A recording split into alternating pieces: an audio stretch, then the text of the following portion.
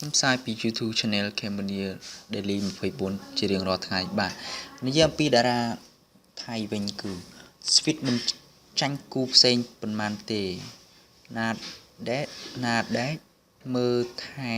យ៉ារហូតក្នុងកម្មវិធីប៉ុស្តិ៍លេខ3បាទគឺប៉ុស្តិ៍លេខ3គឺប៉ុស្តិ៍ថៃបាទនៅក្នុងឆាតតន្ត្រីដ៏ធំសម្បើមដើម្បីគម្រប់ខួប47ឆ្នាំរបស់ទូរទស្សន៍ប៉ុស្តិ៍លេខ3ថៃមានតារាជាច្រើនបានចូលរួមអបអរសាទរនិងមានការសម្ដែងរួមគ្នាជាច្រើនឈុតផងដែរងាកទៅមើលក្នុងកម្មវិធីទាំងមូលគេឃើញមានតារាប្រុសស្រីជាច្រើនបានចាប់ដៃបកស្រាយបទចម្រៀងនិងការសម្ដែងកាយវិការជិតស្និទ្ធគ្នាយ៉ាងរស់រវើកគួរឲ្យចង់តាមដាន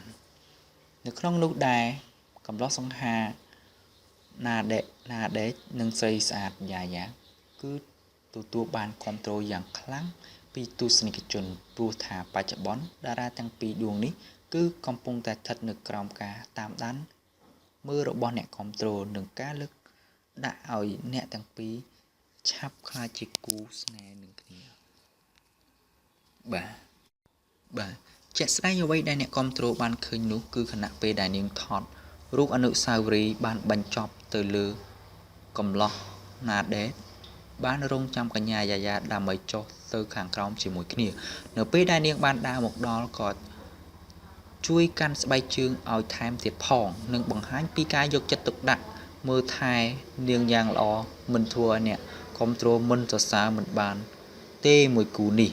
បាទគឺគាត់ស្រឡាញ់គ្នាបាទពេលទៅណាក៏ខាងប្រុសក៏គាត់ទៅជាមួយនឹងកញ្ញាយ៉ាដែរបាទគឺពិតជាគួរឲ្យស្ងប់ស្ងាត់សម្រាប់តារាទាំងពីរនេះគឺមានភាពស្រស់ស្រាយនឹងគ្នាគឺធ្វើឲ្យមហាជនទប់អារម្មណ៍មិនបានគឺគាត់មានអារម្មណ៍ថាគាត់យកចិត្តទុកដាក់ជាមួយគ្នាបាទអរគុណសម្រាប់ការផ្សាយពី YouTube Channel Cambodia 24សូមអរគុណសូមជម្រាប